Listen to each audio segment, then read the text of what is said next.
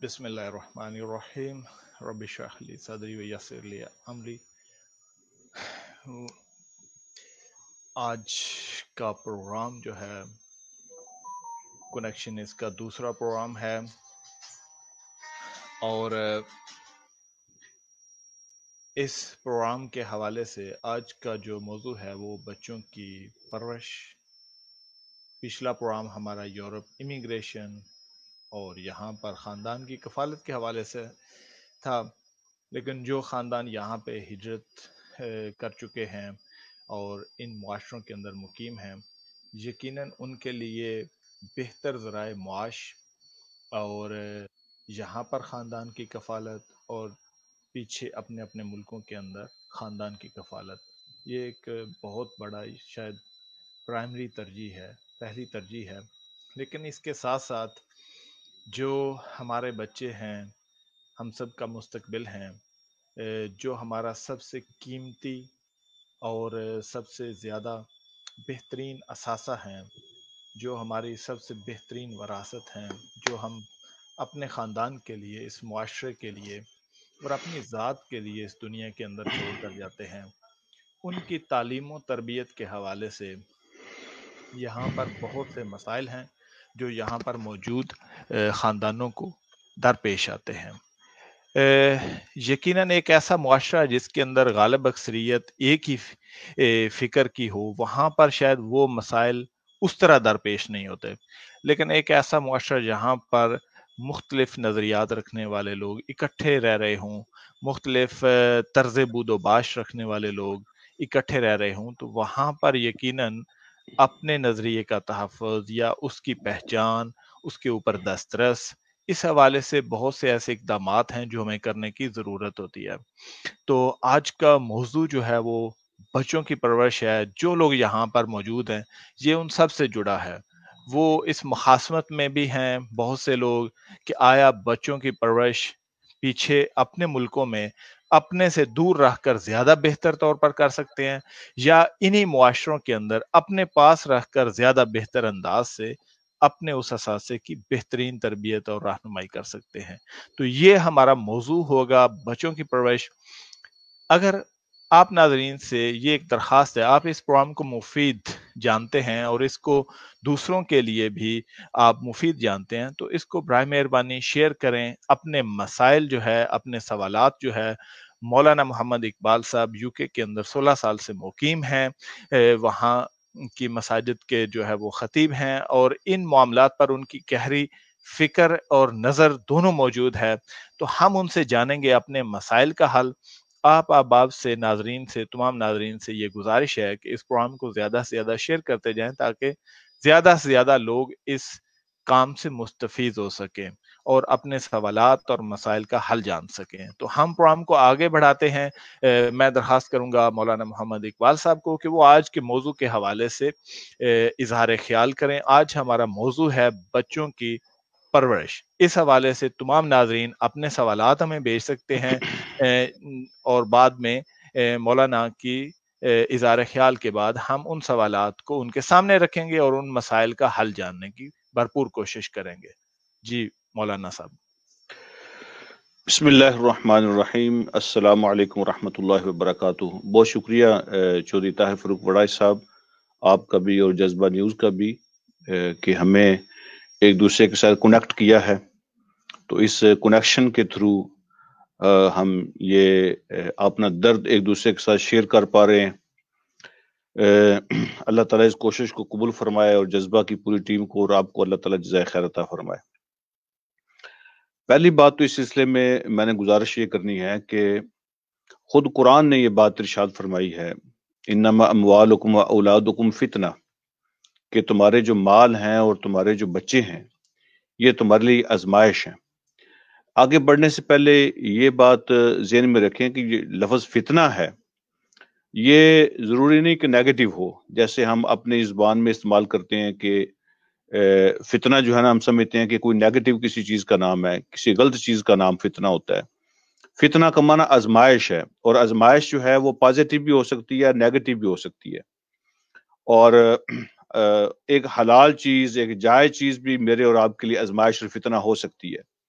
مال بھی جائز ہے اور حلال ہے، اور اولاد بھی جائز اور حلال ہے، لیکن یہ دونوں فتنہ اور آزمائش اللہ رب العالمین کی طرف سے ہو سکتی ہیں۔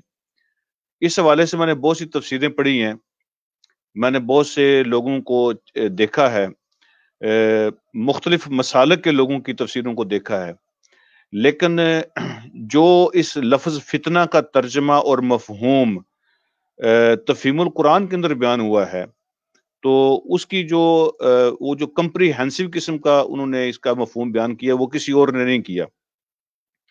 ان کا کہنا یہ ہے کہ اولاد جو ہوتی ہے یہ اللہ رب العالمین کی بہت بڑی نعمت ہے، لیکن قرآن کہتا ہے کہ اس کے ساتھ ساتھ یہ امتحان کا پرچہ ہے والدین کے لیے۔ تو لفظ فتنہ کا مفہوم انہوں نے بیان کیا ہے صاحب تفہیم القرآن نے کہ یہ امتحان کا پرچہ ہے۔ تو امتحان کے پرچے کا کیا مطلب ہوتا ہے؟ جب ایک بچہ پیدا ہوتا ہے، تو بلکہ پیدا ہونے سے پہلے جب وہ ماں کے پیٹ میں آتا ہے تو وہاں سے سوال اس کا شروع ہو جاتا ہے۔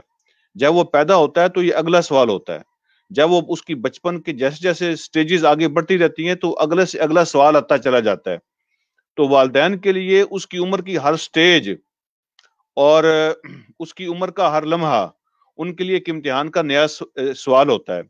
تو ہم سب جانتے ہیں کہ امتحان جو ہے نا وہ کیسے دیا جاتا ہے، اس کی تیاری کیسے کی جاتی ہے، اور اس کے رزلٹ کے بارے میں لوگ کتنے فکر مند ہوتے ہیں۔ تو اولاد ایک بہت بڑی نعمت ہے، سکون کا ذریعہ ہے، لیکن اس کے ساتھ ساتھ ان کی زندگی کا ہر لمحہ، ان کی زندگی کا ہر سٹیج ہمارے لیے ایک امتحان کا پرچہ ہے۔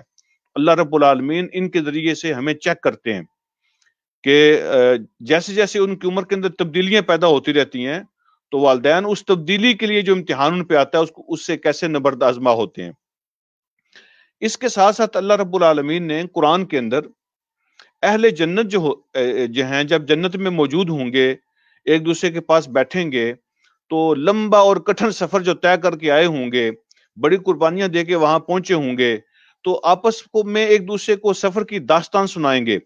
تو قرآن میں ان کو بیان کیا سورہ طٰہٰ کے اندر اللہ رب العالمین نے، سورہ طٰہٰ کی آیت نمبر 26 سے 28 تک۔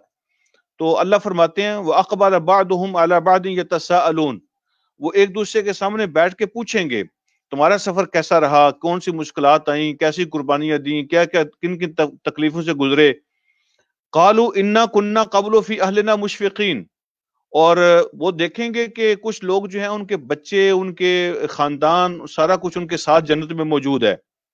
تو لوگ ان سے پوچھیں گے کہ یہ کیسے ممکن ہوا کہ آپ کی ساری فیملی، آپ کا سارا خاندان یہ جنت کے اندر آپ کے ساتھ ہے۔ تو وہ کہیں گے کہ ہم اپنے بچوں کے بارے میں دنیا کی زندگی کے اندر فکر مند رہا کرتے تھے، مشفقین، ڈرتے رہتے تھے، خوف لگا رہتا تھا کہ سوسائٹی کے اندر یہ اور یہ اور یہ خرابیاں اور آزمائشیں اور خطرناک چیزیں پیدا ہو رہی ہیں، تو خدا نخواستہ کہیں ہمارے بچے ان کا شکار نہ ہو جائیں۔ تو دن کو بھی سوچتے تھے، رات کو بھی سوچتے تھے، فکر مند رہتے تھے، منصوبہ بندی کرتے تھے، ڈرتے رہتے تھے کہ ماحول کی سختیاں جو ہیں، وہاں پہ جو برائیاں ہیں، تو ان کے بارے میں ہمیں خوف لگا رہتا تھا۔ تو ظاہر بات ہے جب کوئی بندہ فکر مندی کرتا ہے، جب کوئی بندہ سوچتا ہے، تو صرف وہ سوچتا نہیں ہے، خطرے کے بارے میں صرف سوچنے سے خطرہ ٹلتا نہیں ہے، بلکہ سوچنے کا مطلب، فکر مندی کا مطلب ان کا حل تلاش کرنا ہے۔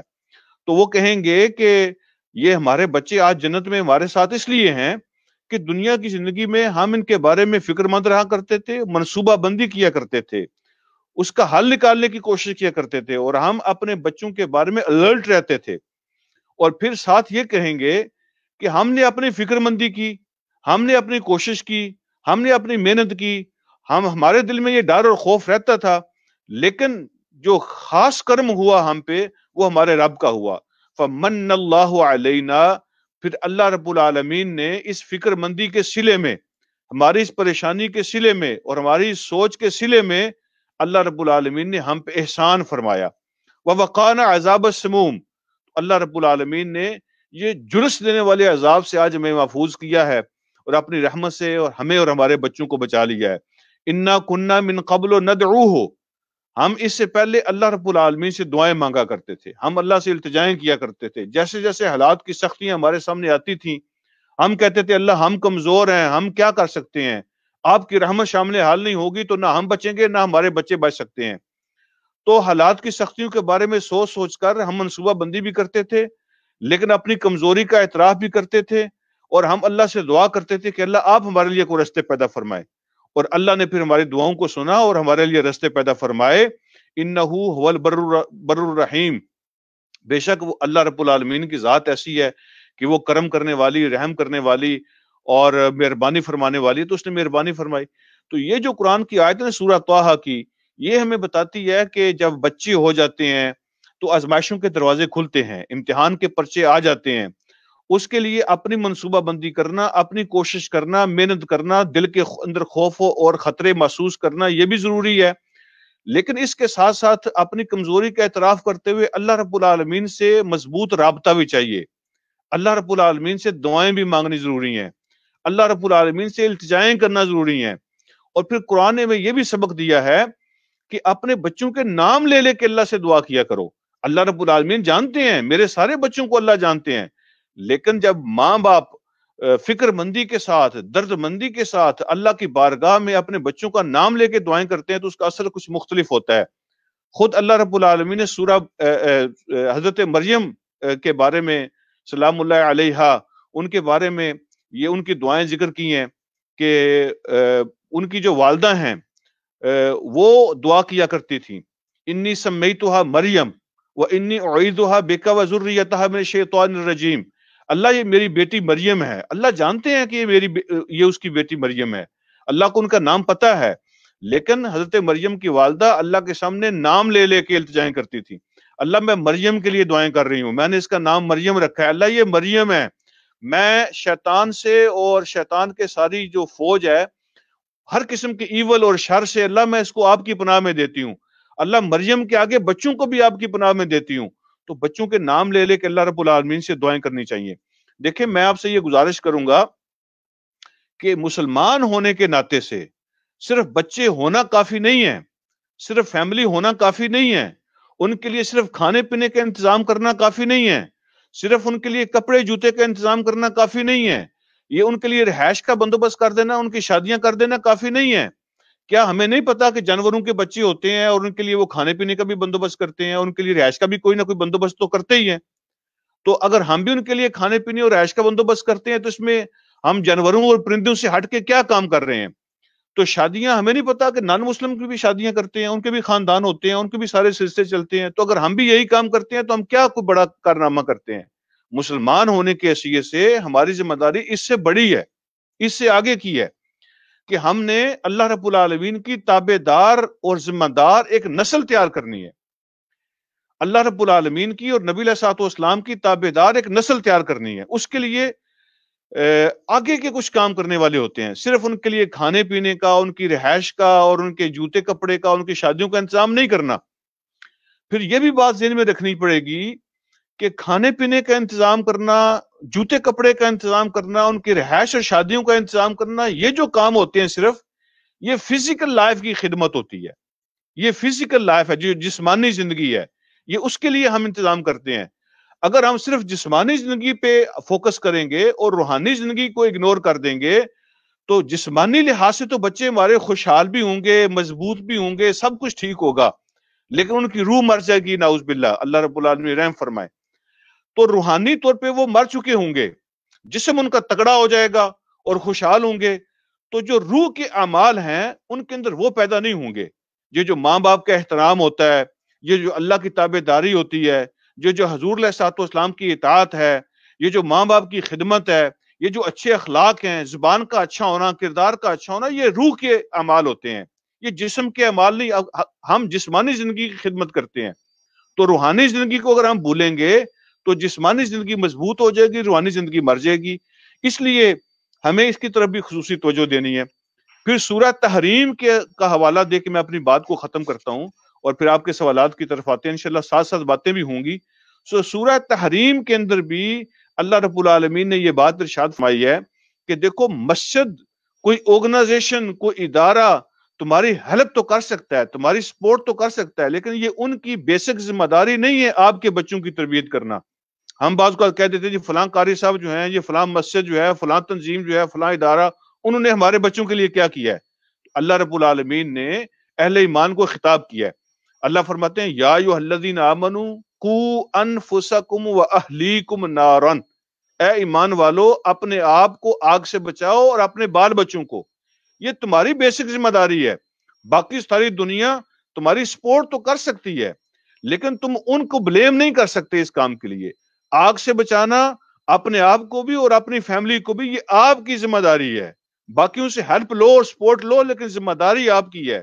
اور یہ ہم سب کو اچھی طرح پتہ ہے کہ آگ سے بچنے کی صورت اس طرح نہیں ہو سکتی کہ ان کے جوتے اچھے ہوں، ان کے کپڑے اچھے ہوں، ان کا کھانا اچھا ہو، ان کی گاڑیاں اچھی ہوں، ان کی رہائشیں اچھی ہوں، تو یہ آگ سے بچنے کی صورت نہیں ہوگی. بلکہ یہ تو تیار کر کے، ڈیکوریٹ کر کے ان کی زندگی کو میک اپ کر کے آگ میں بھیجنے والی بات ہوگی. تو آگ سے بچنے کی صورت کوئی اور طریقہ ہے. وہ ان کو اخلاق سکھائیں، ان کو دین سکھائیں، ان کو ایمان سکھائیں، ان کو اچھا، اس کی سوچ اچھی بنائیں، ان کی تربیت کریں، ان کو بول چال سکھائیں، ان کو آداب سکھائیں. یہ طریقہ ہے ان کو آگ سے بچانے کا، ان کو تربیت کی طرف لے کے جانے کا. تو یہ بہت بڑی ذمہ داری ہے، ایک بہت کڑا امتحان ہے. اللہ کی نعمت بھی ہے، لیکن اس کے ساتھ ساتھ بہت بڑی آزمائش بھی ہے. اللہ ہم سب کو توفیق عطا فرمائے اور اپنے خاص فضل سے اللہ رب العالمین ہماری مدد فرمائے کہ ہم اللہ کی مخلوق میں اور اللہ کے بندوں میں اچھے لوگوں کا، اچھے شہریوں کا اور تابع دار انسانوں کا اضافہ کر سکیں. اللہ رب العالمین ہم سب کے لیے آسانیاں پیدا فرمائے. آپ کے سوالات کی روشنی میں انشاءاللہ کچھ اور باتیں بھی ہیں جو آپ سے عرض کرنی ہے، وہ ساتھ ساتھ میں کروں گا. جزاکم اللہ خیر. بہت شکریہ. یہ تھے مولانا محمد اقبال صاحب. تو اس کے بعد آگے سوالات کا سلسلہ ہے. وہ تمام ناظرین جنہوں نے ہمیں بارسلونا سے، نیو یارک سے، یو کے سے، پورے یورپ سے، ایون پاکستان سے جوائن کیا ہے، ہم سب کے شکر گزار ہیں. اور اصل میں یہ پروگرام آپ لوگوں کا ہی ہے. آپ کے سوالات ہیں، آپ کے مسائل ہیں، اور ان کا حل ہم جانیں گے مولانا محمد اقبال صاحب سے. آج کا ہمارا موضوع جو ہے وہ میں پھر ایک دفعہ دوہرا دیتا ہوں، بچوں کی پرورش ہے. اس حوالے سے جو والدین متفکر ہیں اور سنجیدہ ہیں، ان کو ضرور اس پروگرام میں شامل کیجئے. وہ اپنے اپنے سوالات ہمارے ساتھ شیئر کریں، اپنے مسائل شیئر کریں، ہم ان کا حل جاننے کی کوشش کریں گے مولانا سے. پہلا سوال جو ہے وہ یہاں ہم لیتے ہیں. مان سندھو صاحب، انہوں نے ایک سوال بھیجا ہے. وہ کہتے ہیں کہ اکثر لوگ یورپ میں اپنے بچوں کو یہ سوچ کر اسکول نہیں بھیجتے کہ یہاں کے اسکول کا ماحول گندا ہے، اور مثال دیتے ہیں کہ اگر گندگی میں جاؤ گے تو زیادہ نہ صحیح تھوڑی بہت تو گندگی لگ ہی جائے گی. سوال یہ ہے کہ والدین وہ کون سا طریقہ اپنائیں کہ بچے تعلیم بھی حاصل کریں اس ماحول سے بھی بچ جائیں. یہی اسی کے ساتھ میں اگر جڑا ہوا، بہت سارے والدین جو ہے وہ اس مخمسے کا بھی شکار ہیں کہ آیا وہ بچوں کو پاکستان میں رکھ کر بہتر تربیت کر سکتے ہیں یا ان بچوں کی یہاں لا کر اپنے پاس رکھ کر پرورش کر سکتے ہیں. جی مولانا. جی جزاکم اللہ خیر. میں سندھو صاحب کے سوال کے جواب میں یہ عرض کروں گا کہ محترم، آج کا جو زمانہ ہے یہ فتنوں کا زمانہ ہے، اور حضور علیہ الصلوۃ والسلام کے حدیث کے مطابق ایسے فتنے آسمانوں سے اتریں گے جیسے بارش کے قطرے ہوتے ہیں، اور کوئی جگہ بھی ایسی نہیں ہے جو ان فتنوں سے محفوظ ہو. آپ کیا سمجھتے ہیں کہ آپ کے گھر کی چار دیواری جو ہے وہ ان فتنوں سے محفوظ ہے؟ آج کے زمانے میں تو فتنے لوگوں کی فنگر ٹپس کے اوپر ہیں، لوگوں کی جیب کے اندر ہیں. ٹھیک ہے جی، جہاں بھی اب بچے رہتے ہیں، آپ کی فیملی رہتی ہے، کہیں بھی بندہ فتنوں سے محفوظ نہیں رہ سکتا. دوسری بات یہ ہے کہ اسی دنیا کے اندر رہ کر ہم نے بچے پال لے ہیں، اسی دنیا کے اندر رہ کے ہم نے ان کی تربیت کرنی ہے، اور یہی سب سے بڑا چیلنج ہے. اگر کوئی خطرہ نہ ہو تو پھر چیلنج کس بات کا ہوتا ہے؟ تو خطرے ہیں اور ہر طرف ہیں. تو جو آپ کا سوال ہے کہ کیسے ہم ان اسکولوں میں بچوں کو بھیجیں اور کیسے ہم ان کو سنبھال کے رکھیں، تو میری گزارش یہ ہے کہ اپنے بچوں کو اوپنلی اور جس طرح ایک دوست کسی دوست سے بات کرتا ہے نا، ایسے ماحول بنانا پڑے گا کہ اپنے بچوں کو اوپنلی بتانا پڑے گا کہ یہ چیزیں غلط ہیں اور یہ چیزیں صحیح ہیں، اور ان کو بتانا پڑے گا کہ جیسے ہی یہ غلط تمہارے سامنے آئے گا تو ہم نے اس کو کیسے ڈیل کرنا ہے. اور اگر ہم ان اسکولوں میں ان بچوں کو نہیں بھیجیں گے تو پھر وہ بچے ان چیلنجز کا مقابلہ نہیں کر سکیں گے جو ان کی زندگی میں آنے والے ہوں گے. لہٰذا بچوں کو پتہ ہونا چاہیے کہ خطرات کہاں کہاں سے آتے ہیں اور کیسے کیسے آتے ہیں، اور ہمیں ان سے مقابلہ کیسے کرنا ہے. تو ان کے ایمان کو مضبوط کرنا ہوگا، ان کو بار بار خوف خدا ان کو یاد دلانا ہوگا، ان کو قبر کے بارے میں ان کو بتانا ہوگا، اور ان کو ان فتنوں کے بارے میں آگاہی دینی ہوگی. ٹھیک ہے، اور ان کو بتانا ہوگا کہ اس شکل میں فتنہ آ سکتا ہے، اس شکل میں بھی فتنہ آتا ہے، اس شکل میں بھی فتنہ آتا ہے، اور جب اس طرح کی فتنے آئیں گے تو اس کا مقابلہ پھر ہم نے ایسے کرنا ہے، پھر ہم نے ویسے کرنا ہے، پھر ہم نے ویسے کرنا ہے۔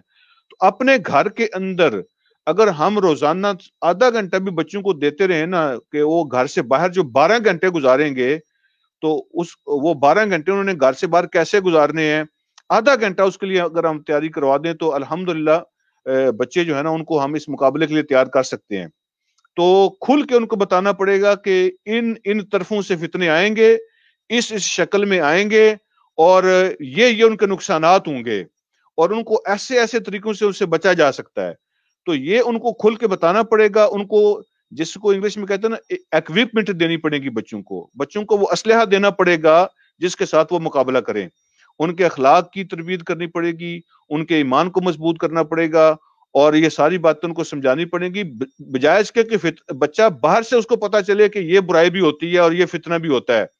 ہم خود ان کو بتائیں کہ یہ فتنہ بھی آئے گا اور یہ بھی آئے گا، اور تمہیں آنکھیں کھول کے رکھنی ہے اور ان کا مقابلہ ایسے کرنا ہوگا۔ تو جو سبق آپ بچے کے دل میں ڈالیں گے، اس کے ذہن میں بٹھائیں گے، وہ کبھی بولتا نہیں ہے۔ جیسے ہی وہ خطرہ اور وہ فتنہ اس کے سامنے آتا ہے، بچے کا وہ سبق جو ہے نا اس کا ذہن الرٹ ہو جاتا ہے، اس کا وہ مقابلہ کر سکتا ہے۔ ہم ان کو چھپا کے نہیں رکھ سکتے، ٹھیک ہے، فتنے ہر جگہ پہنچیں گے، ہم ان کے مقابلے کے لیے ان کو تیار کر سکتے ہیں، یہ ہے ہمارا کام۔ بہت شکریہ۔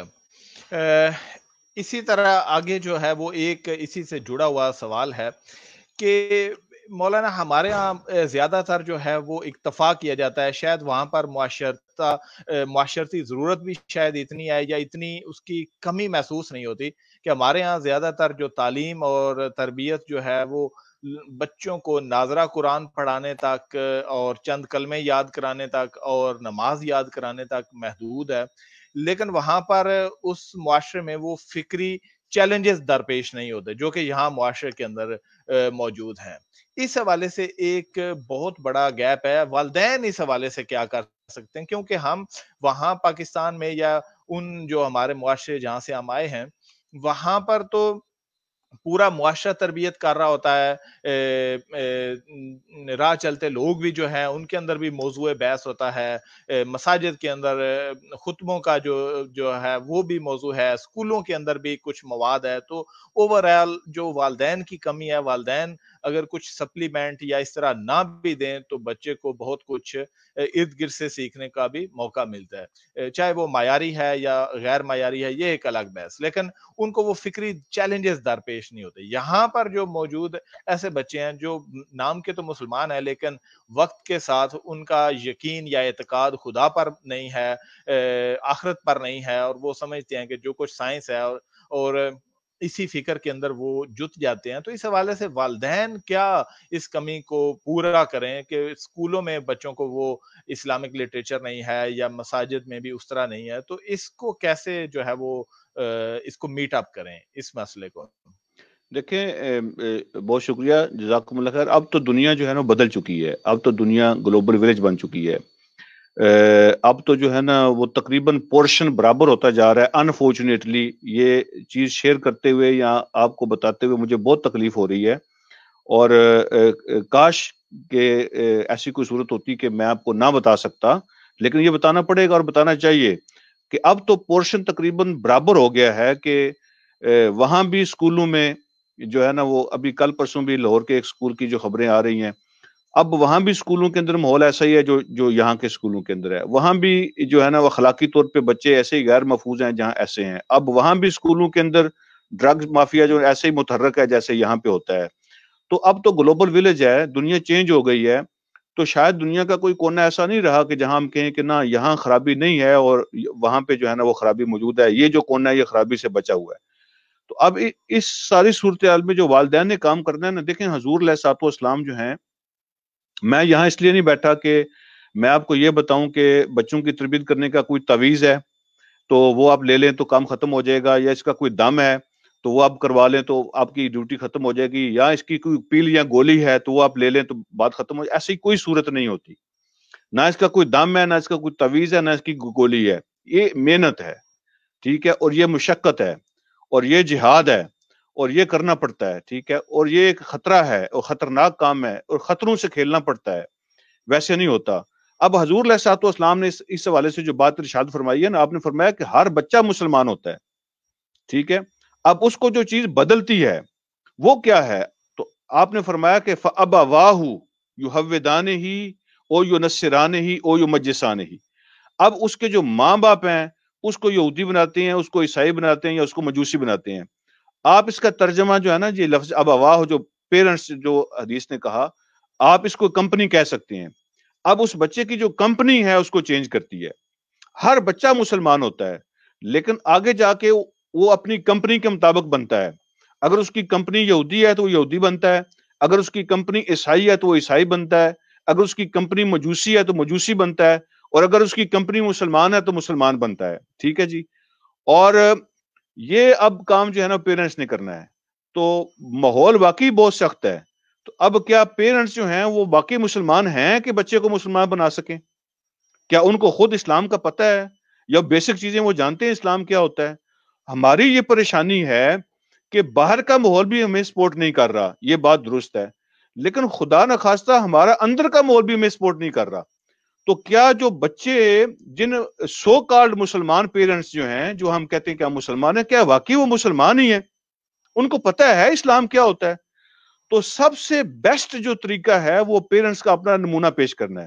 اب آپ یہ بتائیں مجھے کہ کیسے ہو سکتا ہے کہ آپ بچے کو کہیں کہ چلو تمہارا ٹائم ہو گیا سونے کا، تم جا کے سو جاؤ، اور ماں باپ جو ہیں وہ خود انڈیا کی فلم دیکھ رہے ہوں بیٹھ کے ٹی وی پہ، یا انہوں نے جو ہے نا وہ فلم لگائی اور ڈرامہ دیکھ رہے ہوں، اور بچوں کو کہیں چلو تم جا کے سو جاؤ تمہارا سونے کا ٹائم ہو گیا؟ یہ کیسے پاسبل ہے کہ آپ بچے کو کہیں کہ تم جو ہے نا اٹھ کے صبح قرآن پڑھا کرو اگر ماں باپ نہیں پڑھتے؟ یہ کیسے پاسبل ہے کہ آپ ان کو کہیں کہ آپ نماز پڑھا کریں اگر پیرنٹس نماز نہیں پڑھتے؟ تو مسئلہ ہمارا یہ ہے کہ باہر کی سپورٹ بھی نہیں مل رہی اور گھر کی سپورٹ بھی نہیں مل رہی۔ گھر کے اندر بھی اسلام کوئی نہیں ہے، نام ہے صرف اسلام کا، اسلام کوئی نہیں نظر آتا۔ تو نہ بچے پیرنٹس سے سیکھ سکتے ہیں نہ کہیں باہر سے سیکھ سکتے ہیں، تو ان کو ڈبل جو ہے نا وہ مسئلہ بن رہا ہے۔ اگر ماں باپ مسلمان بنے اور یہ جو کمی ہے یہ بچوں کی وہ پوری کریں اور خود اپنا نمونہ پیش کریں۔ میں یہ مان ہی نہیں سکتا کہ جس کی ماں اور جس کا باپ صبح قرآن سے اپنے دن کو سٹارٹ کرتے ہیں بچے کے اندر یہ چیز پیدا نہ ہو، جس کے ماں باپ نماز پڑھتے ہیں بچے وہ جو ہے نا وہ کام نہ کریں، جس کے ماں باپ مسلمان ہیں بچے کے اندر وہ چیزیں پیدا نہ ہوں، تو خود پہلے اپنے آپ کا نمونہ پیش کرنا پڑے گا۔ ہر بچہ مسلمان ہے، اس کی جو ہے نا جبلت، اس کی فطرت مسلمان ہے، اس کی کمپنی اس کو خراب کرتی ہے۔ تو ہمیں یہ دیکھنا پڑے گا کہ وہ اس کی کمپنی کون سی ہے اور کیسا وہ وقت زیادہ کہاں گزارتا ہے۔ یہ چیک کریں کہ وقت زیادہ کن کے ساتھ گزارتا ہے، کہاں گزارتا ہے۔ اگر آپ نے اس چیز کو کنٹرول کر لیا تو آپ کامیاب ہوں گے۔ اس کی کمپنی چیک کریں اور اس کو اچھی کمپنی دیں اور بری کمپنی سے اس کو بچانے کی کوشش کریں۔ دیکھیں جو چھوٹے بچے ہیں وہ نرم مٹی ہے اور آپ نے اسے جو کچھ بنانا ہے آپ بنا لیں، لیکن جب وہ میچور ہو جاتے ہیں، ٹین ایجر ہو جاتے ہیں، بڑے ہو جاتے ہیں، تو پھر وہ سخت مٹی ہے، سوکھی ہوئی مٹی۔ آپ جانتے ہیں سوکھی مٹی کا کچھ نہیں بن سکتا، بہت مشکل ہوتا ہے۔ تو اب نرم مٹی آپ کے ہاتھوں میں ہے، آپ سستی نہ کریں، آپ ویٹ نہ کریں کہ وہ خشک ہو جائے، سوکھ جائے، پھر آپ کی وہ کسی کام کی نہیں ہو سکتی۔ تو سب سے پہلا کام پیرنٹس کا اپنا ہے، وہ اپنے آپ کو بدلیں تو بچے کے اندر تبدیلی خود بخود آ جائے گی۔ بہت شکریہ۔ میاں وقاص بھائی صاحب ایک سوال کر رہے ہیں کہ کیا بہترین طریقہ کار ہو سکتا ہے بچوں کی تربیت کے حوالے سے؟ بہت سارا جواب تو آپ کی اسی گفتگو میں چھپا ہوا تھا، لیکن یہی کہ والدین اپنے اوپر محنت کریں، خود کو رول ماڈل کے طور پر پیش کریں، اس کا اور کیا بہترین طریقہ کار ہو سکتا ہے؟ جی دیکھیں، میں نے جیسا عرض کیا کہ اس کی کوئی گولی نہیں ہوتی اور اس کا کوئی دم بھی نہیں ہوتا اور اس کا کوئی تویز نہیں ہوتا، ٹھیک ہے، یہ محنت ہوتی ہے، سراسر محنت ہوتی ہے۔ تو سب سے بہترین طریقہ جو ہے نا والدین کو اپنے آپ کو رول ماڈل بنانا پڑے گا، ٹھیک ہے جی، رول ماڈل بنانا پڑے گا۔ پھر اس میں ایک یہ طریقہ ہوتا ہے کہ بہت سی ٹیکنیکس ہوتی ہیں جو آپ یوز کر سکتے ہیں، ٹھیک ہے جی، اور ٹیکنیکس جو ہے نا وہ بچے کی عمر کے حساب سے ہوتی ہیں۔ بچے کے لیے وہ کھیل ہوتا ہے یا وہ چھوٹی چھوٹی جو ہے نا انجوائمنٹ کی چیزیں ہوتی ہیں، لیکن ساتھ ساتھ آپ بچوں کی تربیت بھی کر رہے ہوتے ہیں۔ مثال کے طور پہ آپ بچوں کو جو ہے نا آپ انعام دیں اور آپ ان کو خوش کریں، آپ ان کو ان کی پسند کی چیزیں لے کر دیں، ٹھیک ہے جی، اور ان کی پسند کی چیزیں کھانے کے لیے، پہننے کے لیے، استعمال کے لیے لے کر دیں، لیکن ان ساری چیزوں کو آپ ریلیٹ کر دیں، ان کو ٹاسک دیں زندگی کے اندر، کہ اگر آپ نے یہ پارہ ختم کر لیا، اگر آپ نے یہ صورت یاد کر لی، اگر آپ نے یہ دعا یاد کر لی، اگر آپ نے یہ نماز یاد کر لی، آپ کو یہ گفٹ ملے گا. ٹھیک ہے جی، تو آپ ان کو دیں گفٹ. ٹھیک ہے جی، کوئی بالکل کسی قسم کی کنجوسی نہ کریں، لیکن ان کو لنک کر دیں، ریلیٹ کر دیں کسی ٹاسک کے ساتھ، ان کو ٹاسک دیں، اور جب وہ کریں گے اور ان کی مرضی کا اور پسند کا ان کو انعام ملے گا تو وہ اگلا ٹاسک جو ہے نا وہ اس سے بہتر انداز میں کریں گے. دوسری بات یہ ہے کہ آپ اپنے گھر کے اندر بچوں کو رسپانسیبل بنانے کی کوشش کریں. مثلا اگر آپ کے 3 بچے ہیں تو آپ ان تینوں کو کوئی نہ کوئی ڈیوٹی گھر کے اندر ضرور دیں. کسی کو کہیں کہ آپ نے لائٹیں آف کرنی ہیں، کسی کو کہیں کہ آپ نے دروازے بند کرنے ہیں، کسی کو کہیں کہ آپ نے یہ کرنا ہے، کسی کو کہیں آپ نے وہ کرنا ہے. تو یہ ایک چھوٹا سا ٹاسک ہے، لیکن آپ نے اس کو رسپانسیبل بنا دیا، اور کبھی کبھی چیک بھی کیا کریں، پوچھ بھی لیا کریں. تو اسی سے ان کی زندگی کے اندر رسپانسبلٹی آ جائے گی، وہ میچور ہونا شروع ہو جائیں گے. پھر یہ آپ کریں کہ آج کل جو سب سے بڑا ٹاسک ہے طاہر فاروق بھائی، وہ یہ ہے کہ ہمارے جو بچے ہیں، پوری دنیا کے بچے، وہ مٹیریلسٹک ہو گئے ہیں، وہ چیزوں سے محبت کرتے ہیں. ٹھیک ہے، وہ چیزوں سے، اپنی زندگی سے، اپنی زندگی کے گین سے، اپنی پسند سے محبت کرتے ہیں. وہ رشتوں سے محبت نہیں کرتے، وہ کلچر سے محبت نہیں کرتے. ٹھیک ہے، وہ دین سے محبت نہیں کرتے، وہ کسی چیز سے محبت نہیں کرتے، اپنے آپ سے اور اپنی پرسنل جو چیزیں ہوتی ہیں ان سے وہ مٹیریلسٹک ہو گئے ہیں، ان کو چیزیں چاہیے. میں تو کبھی کبھی بچوں سے مذاق کرتا ہوں کہ اگر یہ تمہارا جو لیپ ٹاپ ہے، تمہارا کمپیوٹر ہے، تمہاری گیمیں ہیں، تمہارا کھانا ہے، تمہارے کپڑے ہمارے گھر میں نہ ہوں تو شاید آپ گھر بھی آنا پسند نہ کرو، کہیں اور جانا پسند کرو. ٹھیک ہے، تو بچے مٹیریلسٹک ہیں. تو مٹیریل کی محبت ان کے دل سے نکالنے کے لیے اور رشتوں کی محبت ان کے دل میں ڈالنے کے لیے آپ ایک اور گیم ان کے ساتھ کھیل سکتے ہیں اپنے گھر کے اندر، کہ آپ بچوں کو یہ کہیں کہ بیٹی کو بیٹے کو بلائیں، اس کو کہیں کہ یہ چاکلیٹ ہے، یہ تمہارے بھائی کی ہے یا تمہاری بہن کی ہے، پہلے اس کو دے کر آؤ اور پھر واپس آ کے اپنی چاکلیٹ مجھ سے، اپنی جو سویٹ ہے مجھ سے لوگے. آپ نے 3 دفعہ یہ کام کیا، 4 دفعہ یہ کام کیا، ایک ہفتہ یہ کام کیا، ہفتے کے بعد آپ کو بتانا نہیں پڑے گا. جو پہلی چیز آپ دیں گے تو بچے کو پتا ہے یہ میرے بھائی یا بہن کی ہوتی ہے، میں پہلے اس کو دے کر آؤں، پھر وہ واپس آ کے پھر اپنے لیے وہ انتظار کرے گا. تو اس کے ذہن میں آپ نے یہ بات ڈال دی کہ بیٹا چاکلیٹ اہم نہیں ہوتی، تیرا بھائی اور تیرا بہن، تیری بہن جو ہے نا وہ اہم ہوتے ہیں. رشتوں کی جو ہے نا وہ اہمیت اس کے دل میں پیدا ہو جاتی ہے. آپ خود اس کو بتائیں کہ آج فلان دن ہے اور آپ نے جا کے اپنی خالہ کو، اپنی آنٹی کو، ماموں کو، چاچو کو ملنا ہے، اور ان کو جا کے ان کو جو ہے نا وہ اس کی خبر گیری کرنی ہے. اپنے پڑوسی کو جا کے تم نے ملنا ہے، ان کو یہ چیز دے کے آؤ، ان کی یہ خبر تو آہستہ آہستہ آپ نے اس بچے کی تربیت کر دی کہ یہ جو انسان ہوتے ہیں وہ قیمتی ہوتی ہیں، یہ جو رشتے ہوتے ہیں وہ قیمتی ہوتے ہیں، اور یہ جو تعلقات ہوتے ہیں یہ قیمتی ہوتے ہیں، چیزیں قیمتی نہیں ہوتی. تو اس طرح آپ نے الرٹ رہنا پڑے گا آپ کو، اور بچوں کی تربیت کرنی پڑے گی. تو یہ چیزیں جو ہوتی ہیں یہ خود بخود نہیں سیکھی جا سکتی. اس کے لیے جو ہے نا وہ آپ نے ایک اپنے ذہن میں ایک پروگرام بنا لیا، میرے پاس اتنا وقت ہے اور میں نے اتنے وقت کے اندر اپنے بچے کو یہ چیزیں سکھانی ہیں، اور آپ نے وہ کام شروع کر دیا تو انشاءاللہ یہ کام ہو جاتا ہے. اور جب آپ نہ کو آپ کے ذہن میں کوئی ٹاسک ہے، نہ آپ نے کوئی منصوبہ بندی کی ہے، نہ آپ کی کوئی خواہش ہے، بس آپ یہ چاہتے ہیں آپ کے بچے کے کپڑے اچھے ہوں، آپ کے بچے کا کھانا اچھا ہو، اس کی ایجوکیشن اچھی ہو، اس کی ڈگری اچھی ہو، یہی فکر ہو. فکر مندی تو ہے، لیکن ان چیزوں کی فکر مندی آج ہمارے پیرنٹس کے دلوں کے اندر، ڈگری، تعلیم، ہیں جی، کھانا پینا، رہائش، جوتے، کپڑے، تو بس وہی کام ہو رہے ہیں. جس کی فکر نہیں ہے پھر وہ کام نہیں ہو سکتا. تو آہستہ آہستہ آپ کے ذہن میں جب ٹاسک ہوگا، آپ بچے کو مسلمان بنانا چاہتے ہیں، تو آپ روزانہ جو ہے نا وہ ایک کوئی ان کے کہیں کہ آپ یہ کتاب مجھے پڑھ کے سنایا کرو، اور آپ اس کو اپریشیٹ کریں. اگر آپ کا بچہ، میں میاں وقاص بھائی صاحب کے سوال کے جواب میں، وہ ہمارے مربی ہیں ماشاء اسکالر آدمی ہیں، ان کے جواب میں یہ بات عرض کروں گا کہ اگر آپ کا بچہ کوئی غلطی کرتا ہے تو آپ انفرادی طور پہ اس کو سمجھائیں، اور اگر وہ کوئی اچھا کام کرتا ہے تو آپ لوگوں کے سامنے اس کو اپریشیٹ کریں. آپ دیکھیں گے کہ آپ کے بچے میں کتنی انرجی پیدا ہوتی ہے اور اچھے کام کرنے کا کتنا جذبہ پیدا ہوتا ہے. کبھی بھی غلط کام پہ لوگوں کے سامنے بچے کی بےزتی نہ کریں، اور ہمیشہ اچھے کام پہ لوگوں کو بچوں کو اپریشیٹ کریں، اور سب کو بتائیں کہ دیکھیں میرے بچے نے یہ کام کیا، دیکھیں میرے بچے نے یہ کام کیا. میں آپ کو ایک قصہ عرض کرتا ہوں، بات لمبی ہو رہی ہے۔ ایک اسکول میں ٹیچر جو ہے نا اپنی کلاس کے بچوں سے یہ پوچھ رہی ہے، چھوٹے بچے ہیں، کہ آپ بڑے ہو کے کیا بننا چاہتے ہو؟ ایک بچہ کہتا ہے میں ڈاکٹر بننا چاہتا ہوں، دوسرا بچہ کہتا ہے میں انجینئر بننا چاہتا ہوں، تیسرا بچہ کہتا ہے میں پائلٹ بننا چاہتا ہوں۔ ایک بچے نے کہا میں بڑا ہو کے صحابی بننا چاہتا ہوں، میں بڑا ہو کے صحابی بننا چاہتا ہوں۔ تو ٹیچر حیران ہو کے اس نے پوچھا کہ یہ کیا، تمہیں کس نے بتایا کہ صحابی بننا ہے؟ تو اس نے کہا میری ماں مجھے بتاتی ہے کہ اس دنیا کے سب سے بڑے لوگ جو ہیں وہ صحابی ہیں، اور سب سے اللہ کو پیارے جو لوگ ہیں وہ صحابی ہیں، اور میں صحابیوں کی قصے پڑھتا ہوں، اور میری والدہ مجھے صحابیوں کے قصے سناتی ہے، اور میری والدہ دعائیں جب کرتی ہے تو کہتی ہے اللہ پاک تمہیں صحابہ کی طرح بنائے، صحابیوں جیسا تمہیں بنائے۔ تو میں چاہتا ہوں کہ میں صحابی بنوں، میرے گھر میں ہر وقت صحابیوں کی باتیں ہوتی ہیں، تو میں چاہتا ہوں، میری خواہش ہے کہ میں صحابی بن جاؤں۔ تو یہ جو ماحول آپ کریٹ کریں گے یہ اصل میں آپ کے بچے کو بنائے گا۔ اب بچے کو کیا پتا صحابی کیا ہوتا ہے، لیکن اس کی ماں ہر وقت اس کو صحابہ کی بات کرتی ہے، اس کو بتاتی ہے کہ صحابی اصل جو ہے نا وہ سب سے بڑے لوگ ہیں، تو بچہ چاہتا ہے کہ میں سب سے بڑا آدمی بننا چاہتا ہوں، میں صحابی بننا چاہتا ہوں، انہی کے وہ قصے پڑھتا ہے، انہی کی وہ کہانیاں سنتا ہے، تو وہ صحابی بننا چاہتا ہے۔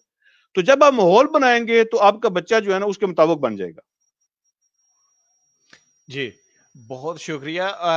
اگلا سوال لیتے ہیں، سوالات کافی آ رہے ہیں۔ پروفیسر امتیاز صاحب نے جو ہے وہ جرمنی سے سوال ہمیں بھیجا ہے کہ معاشرہ تعلیم اور تربیت میں بنیادی کردار ادا کرتا ہے، مغرب کا معاشرہ ہمارے نقطہ نظر سے بچوں کو بہت سا علم غیر نافع دینے میں مصروف ہے، اور ان کو ہماری معاشرتی اقدار اور اسلامی سوچ اور فکر سے دور کرنے کی ارادی کوششوں میں بھی مصروف ہے۔ کیا کیا جائے؟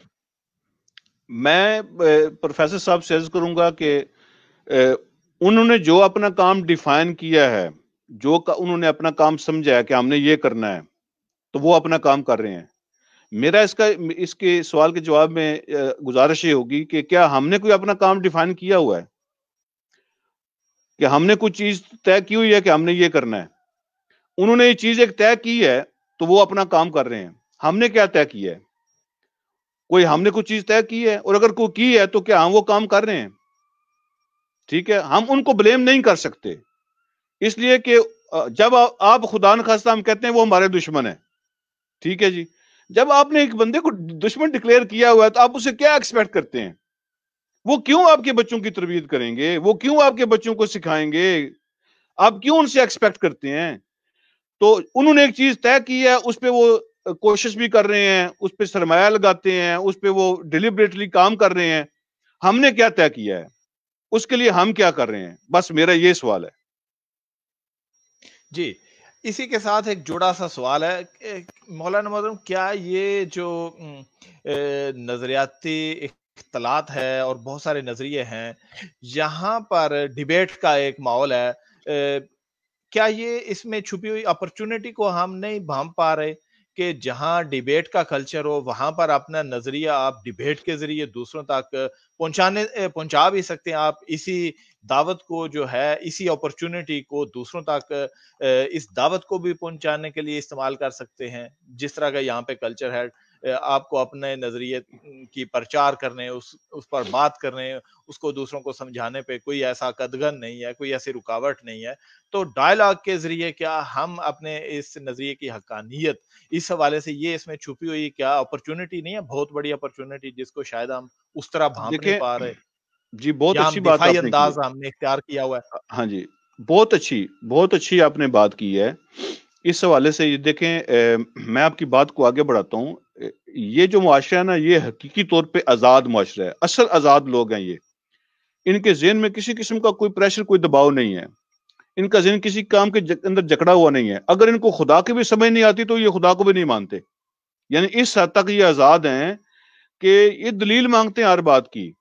تو ہمارے لیے آدھا کام تو پہلے ہی ہو چکا ہے، یعنی وہ دلیل مانگتے ہیں اور اس بات کے لیے تیار ہیں کہ جس بات کی دلیل اور لاجک ہو وہ مان جاتے ہیں، ٹھیک ہے جی۔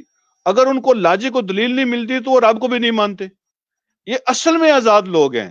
اب ہم نے وہ دلیلیں تیار کرنی ہیں، اب ہم نے وہ لاجک تیار کرنی ہے، ٹھیک ہے جی۔ اب ہم نے دلیل کے ساتھ بات کو پہنچانا ہے۔ وہ کسی جکڑ بندی کے اندر نہیں ہے، وہ ان کے اندر کوئی پریشر نہیں ہے، کوئی مطلب ہے، کوئی جہالت کا انہوں نے کوئی کانسیپٹ نہیں بنائے ہوئے جیسے ہم لوگوں نے مختلف بنائے ہوئے ہیں. ان سے نکلنا ہمارے لیے آسان نہیں ہوتا. ہم نے ایسے کھول چڑھائے ہوئے ہوتے ہیں مختلف چیزوں کے کہ اس سے نکلنا ہمارے لیے آسان. ہم کسی کی بات سننے کے لیے تیار نہیں ہوتے. ہم نے کراس لگایا ہوتا ہے کہ یہ سنی ہے، یہ وہابی ہے، یہ دیوبندی ہے، یہ بریلوی ہے، یہ اہل حدیث ہے، اس کی بات سننی نہیں ہے. تو ہم نے تو کراس لگایا ہوا ہے. لیکن یہ جو سوسائٹی ہے یہ مکمل آزاد ہے، انہوں نے کوئی کراس نہیں لگایا ہوا. اب آپ کا کام یہ ہے کہ لاجک لے کے آئیں، آپ کا کام یہ ہے کہ ایویڈنس لے کے آئیں، دلیل لے کے آئیں اور ان کے سامنے بات کریں. آپ دلیل سے بات کریں گے وہ مان جائیں گے، وہ تو ریڈی ہیں. ہمارے لیے یہ آگے سوسائٹی بڑھتے ہیں زیادہ تو آسان ہے. جی جی بہت شکریہ. آگے بڑھتے ہیں. مان سندھو صاحب نے ایک سوال کیا ہے، یہ بڑا اہم ہے. یہاں پر والدین بچوں کی جنسی تربیت کیسے کر سکتے ہیں؟ اسلام بچوں کی جنسی تربیت کے بارے میں کیا کہتا ہے؟ دیکھیں والدین جو ہوتے ہیں نا، بعض اوقات ماں وہ بات کر سکتی ہے جو باپ نہیں کر سکتا، بعض اوقات باپ وہ بات کر سکتا ہے جو ماں نہیں کر سکتی. ماحول کے مطابق ہمیں چلنا پڑے گا. جب دنیا بدل جاتی ہے، ماحول بدل جاتا ہے، اس کے تقاضے بھی بدل جاتے ہیں. ٹھیک ہے جی. تو آپ جو ہے نا، ہم اس ماحول میں رہتے ہیں ذہنی طور پر جو تقریباً کئی صدیاں پیچھے کا ہے. تو اس کتابی ماحول سے نکل کر ہم نے ریئل سوسائٹی کے اندر آنا ہے. ہم اصل میں کتابی ماحول میں رہتے ہیں اور ریئل سوسائٹی کے اندر ہمیں آنا ہے. تو جیسے جیسے بچے کی عمر بڑھ رہی ہوتی ہے، آپ نہ بھی سکھائیں تو بچہ سیکھ رہا ہوتا ہے، آپ نہ بھی بتائیں تو اس کو پتہ چل رہا ہوتا ہے، لیکن وہ اپنے سورسز سے یا رانگ سورسز سے سیکھ رہا ہوتا ہے. اب ہمارا کام یہ ہے کہ ہم اس کو رائٹ سورسز سے درست جو ہے نا وہ سٹف، درست چیزیں، مٹیریل اس کو دیں اور اس کو پرووائڈ کریں، اس کو سمجھائیں. جیسے جیسے بچے کی جسم کے اندر تبدیلیاں آ رہی ہوتی ہیں، اس کی سوچ بھی بدل رہی ہوتی ہے. تو اب ہمیں یہ طے کرنا ہے کہ مناسب الفاظ ہم ڈھونڈیں اور مناسب انداز ہم ڈھونڈیں اور اس کو ہم مناسب الفاظ اور مناسب انداز کے اندر ہم بچے کو کنوے کریں وہ میسج. یہی تو کام ہے پیرنٹس کا، یہی تو ڈیوٹی ہے اصل میں. ٹھیک ہے جی. اگر ہم نہیں کریں گے تو وہ غلط باتیں غلط انداز سے غلط سورسز سے سیکھے گا. سیکھ تو وہ رہا ہے ڈیفینیٹلی. اگر ہم اس کو بتا دیں گے تو جب وہ غلط سورس سے کوئی بات آئے گی تو بچہ اس کو کمپیئر کر سکتا ہے. پھر وہ کہتا ہے کہ نہیں، جو میری ماں نے بتایا، میرے باپ نے بتایا وہ صحیح ہے اور یہ جو کہہ رہا ہے یہ غلط ہے. پھر وہ فوراً اپنی انفارمیشن کو جو بچے کے پاس ہیں ان کو کمپیئر کرتا ہے. تو ہمیں کچھ چیزیں ماں کے حوالے کرنی پڑیں گی، کچھ چیزیں باپ کے حوالے کرنی پڑیں گی، کچھ چیزیں اسی لیے اس ماحول کے اندر اسلامک سینٹر کی ضرورت ہے. اسی لیے اس ماحول کے اندر اسلامک آرگنائزیشن کی ضرورت ہے. آپ کو اساتذہ کی ضرورت ہے، آپ کو مسلمان ٹیچروں کی ضرورت ہے، آپ کو مذہبی دینی جو ہے نا وہ ٹیچروں کی ضرورت ہے.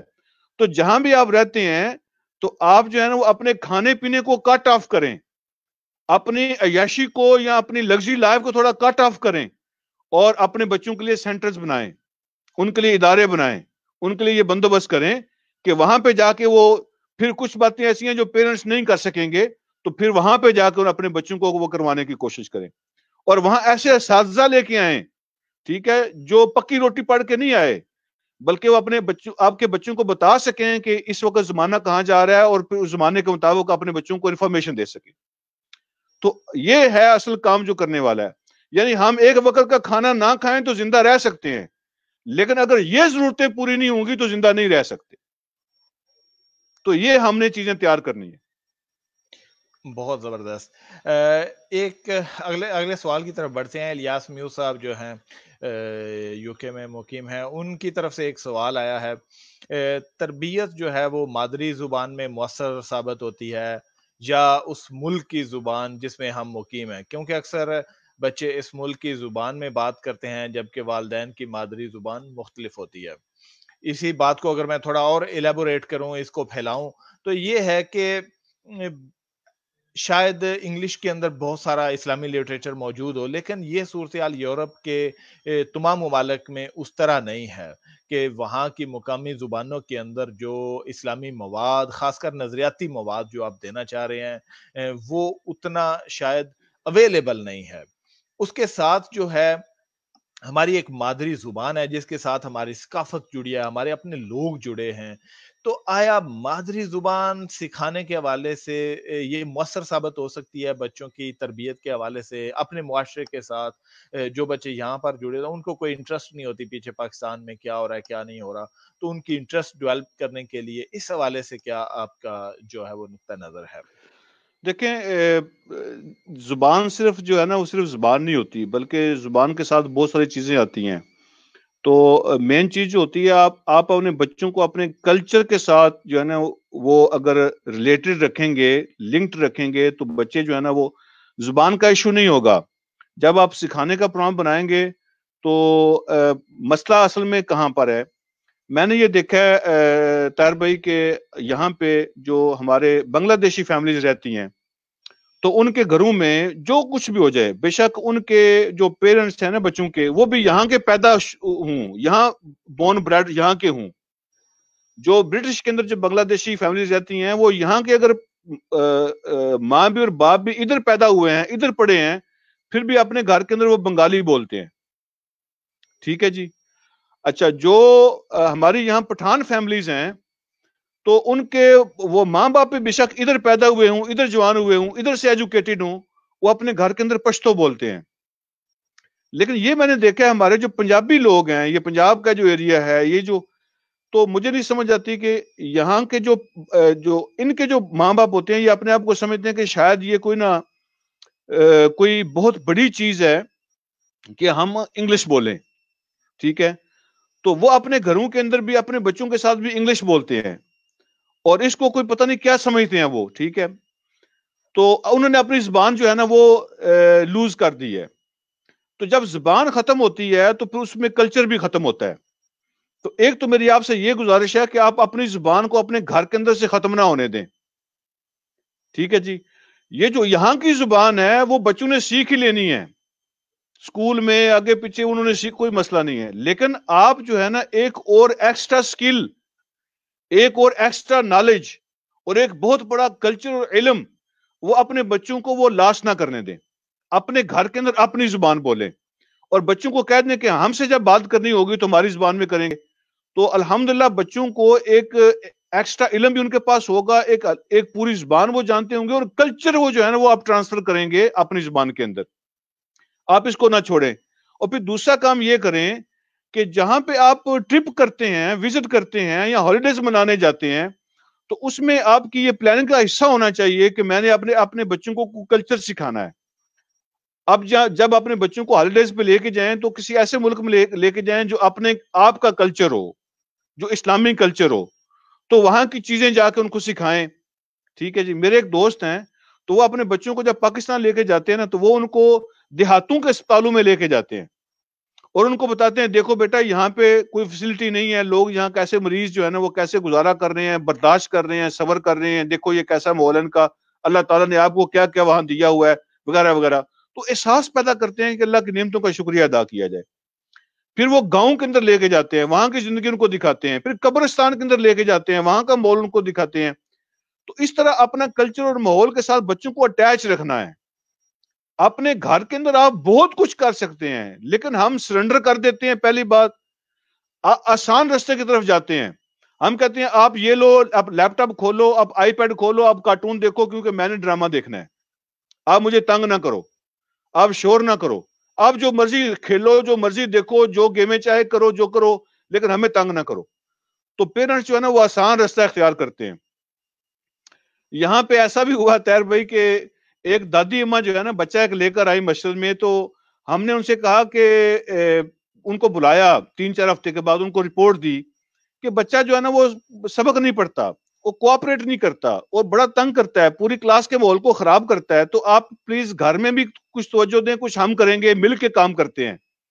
تو دادی اماں نے کہا کہ ہم پیسے آپ کو زیادہ دے دیں گے، اور پنجابی میں انہوں نے بڑی اپنے پوتے کو گالی دی اور کہا کہ اس کو ادھر رکھو بس 2 گھنٹے، ہم 2 گھنٹے تو کم سے کم ہمیں سکون سے رہنے دو نا گھر کے اندر، ہم پیسے زیادہ دے دیں گے تو اس کو ادھر رکھو بس 2 گھنٹے.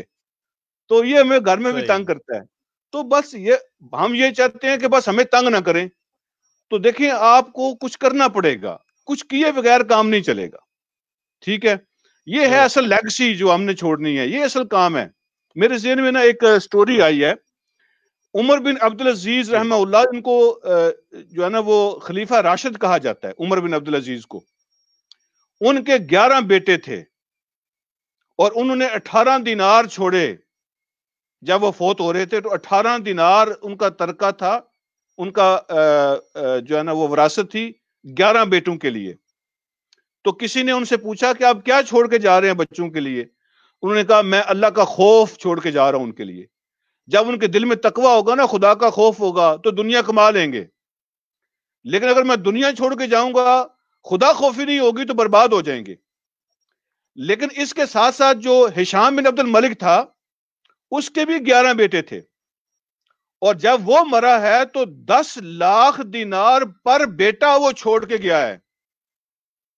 لیکن لوگوں نے دیکھا ہے کہ عمر بن عبدالعزیز کے بچے جو ہیں ایک ایک دن میں 100 گھوڑے صدقہ کرتے ہیں، لیکن ہشام بن عبد الملک کے بچوں کو لوگوں نے بھیک مانگتے دیکھا ہے۔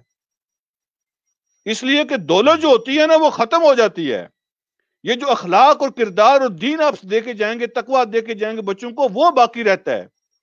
دولت کما لیں گے بچے۔ عمر بن عبدالعزیز نے تقویٰ چھوڑا تھا اور تربیت کی تھی، تو ان کے بچوں کو اللہ نے دولت دی، اور 100 گھوڑا وہ ایک دن میں اللہ کے راستے میں صدقہ کرتے تھے۔ اور جس نے دینار چھوڑے تھے اور کچھ نہیں چھوڑا تھا، وہ ختم ہو گئی، اور لوگوں نے دیکھا وہ بھیک مانگ رہے ہیں۔ تو بچوں کے لیے کچھ چھوڑنے کی کوشش کرنی ہے کہ ہم نے یہ طے کرنا ہے کہ کیا چھوڑ کے جانا ہے، گھر کا ماحول بنانے کی کوشش کریں گے۔ جی بہت شکریہ۔ حبیب خان صاحب نے ہمیں ایک سوال بھیجا کہ کیا مسجد مدرسے میں اردو سکھانی چاہیے؟ اسی سوال کو میں تھوڑا اگر مزید پھیلاؤں کہ مثلا زبان جو ہے اس کے اندر بہت سارے علم کے موتی چھپے ہیں۔ علامہ محمد اقبال صاحب ہمارے قومی شاعر ہیں، اور ان کی شاعری کا بہت بڑا حصہ فارسی زبان میں موجود ہے، لیکن ہم ان کو کرتے ہیں، ہمارے خطے سے ہیں، ہمارے اس پاکستان سے ان کا تعلق ہے، قومی شاعر ہیں، لیکن زبان نہ جاننے کی وجہ سے ہم ان علم کے موتیوں سے مستفیض نہیں ہو پا رہے۔ تو اسی طرح ہر زبان کے اندر ہماری علمی وراثت ہے، جس طرح ترکی کے جو رسم الخط بدلا گیا، اس سے جو پوری ایک جنریشن کٹ آف ہو گئی پیچھے جو علمی کام ہے، تو یہ زبان کا سکھانا کتنا ضروری ہے، پہلے بھی اس پہ بات ہو چکی ہے، اور اردو کے حوالے سے اس پہ ہمیں کتنا کام کرنے کی ضرورت ہے والدین کو؟ جی شکریہ۔ میں تو یہ کہتا ہوں کہ بچوں کو اردو بھی سکھائیں، لیکن بچے اگر اردو بھی سیکھ سکتے ہیں تو وہ عربی بھی سیکھ سکتے ہیں، ٹھیک ہے؟ تو اس وقت جو دنیا کی پوزیشن ہے، اس وقت کرنٹ سچویشن جو ہے، کل کا مجھے پتہ نہیں ہے، ظاہر حالات بدلتے رہتے، اس وقت دین کا سب سے بڑا ذخیرہ، سیکنڈ لارجسٹ جو لینگویج ہے دین کے حوالے سے عربی کے بعد، وہ اردو ہے، ٹھیک ہے؟ تفسیریں، حدیثیں، سیرت کے کام، جتنے بھی دین کے بارے میں جو کام ہوا ہے، عربی کے بعد اس وقت دنیا میں جو سب سے بڑی زبان ہے وہ اردو ہے، ٹھیک ہے جی؟ اس کے اندر ذخیرہ موجود ہے۔ تو آپ اپنے بچوں کو اردو بھی سکھائیں، اپنے بچوں کو عربی بھی سکھائیں، ٹھیک ہے؟ لیکن یعنی اس طرح ہونی چاہیے کہ یعنی ایسا نہ ہو کہ ہمارا جو انداز ہے، جو سٹائل ہے، وہ ایسا نہ ہو کہ بچے سب کچھ ہی چھوڑ دیں۔ تو اس کو دلچسپ بنانے کی ضرورت ہے، دلچسپ انداز کے اندر بچوں کی ان کے ذہن کے مطابق، ان کی ایج کے مطابق، اور دلچسپ انداز کے اندر ان کو سکھانے کی کوشش کرنی چاہیے۔ زبان کے اندر صرف زبان نہیں ہوتی، ٹھیک ہے؟ زبان کے اندر جو ہے وہ بہت کچھ ہوتا ہے، کلچر بھی سارا کچھ ہوتا ہے۔ ایک مرتبہ ہماری مسجد میں ایک بہت ہائی ڈیلیگیشن آیا تھا وزٹ کرنے کے لیے، بہت بڑے بڑے لوگ تھے، منسٹریز کے لوگ تھے۔ تو جب وہ وزٹ کر کے مسجد سے نکلنے لگے تو دروازے کے ان سائڈ جو ہے نا وہ مسجد سے نکلنے کی دعا لکھی ہوئی تھی، ٹھیک ہے جی؟ تو وہ دعا جو ہے نا وہ عربی میں بھی لکھی تھی، نیچے انگلش میں اس کی ٹرانسلیشن بھی لکھی تھی۔ تو اس آدمی نے پوچھا ہمارے اس ساتھی سے جو ہوسٹ تھا، جو وزٹ کروا رہا تھا، کہ یہ کیا لکھا ہوا ہے؟ تو انہوں نے کہا کہ یہ عربی میں مسجد سے نکلنے کی دعا لکھی ہوئی ہے۔ اور اس نے کہا کہ نیچے آپ نے یہ ٹرانسلیشن کیوں لکھی ہے؟ آپ تو کہتے ہو کہ ہم 5 سال کا بچہ لیتے ہیں مسجد کے اندر، اور ہم 8 سال اس کو عربی پڑھاتے ہیں، 14-15 سال تک وہ عربی پڑھتا ہے آپ کے پاس۔ تو کیا وہ 8 سال 9 سال عربی پڑھنے کے بعد اس قابل نہیں ہوتا کہ وہ کم از کم اس کی ٹرانسلیشن ہی سمجھ لے؟ تو اس کے پاس کوئی جواب نہیں تھا. ٹھیک ہے. تو لیکن پھر انہوں نے کہا کہ اصل میں جس طرح آپ مہمان آئے ہیں تو ہم نے اس طرح کے لوگوں کے لیے رکھا ہے جو عربی نہیں جانتے ہوتے، تو ان کے لیے لکھا ہوا ہے کہ ان کو پتہ چل جائے کیا لکھا ہوا ہے. لیکن ہے تو حقیقت ہے نا کہ ہم بچوں کو عربی پڑھنا سکھاتے ہیں اور مطلب نہیں پتا ہوتا، ان کو زبان بولنا سکھاتے ہیں، مطلب نہیں سکھاتے. تو الفاظ نہیں صرف سکھانے ہیں، ان کو اس زبان کے اندر جو کلچر ہے، جو اس کا مفہوم ہے، جو مطلب ہے، وہ بھی سمجھانا ہے.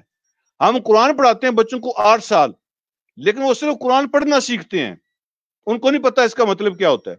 یعنی ایسی بھی زبان موجود ہے، یعنی یہ زیادتی کی انتہا ہے کہ ایسی بھی دنیا میں زبان موجود ہے کہ 8 سال تک ہم بچوں کو سکھاتے ہیں کہ لفظ کیسے ادا کرنا ہے، لیکن 8 سال پڑھنے کے بعد بھی اس کو مطلب نہیں آتا ہوتا.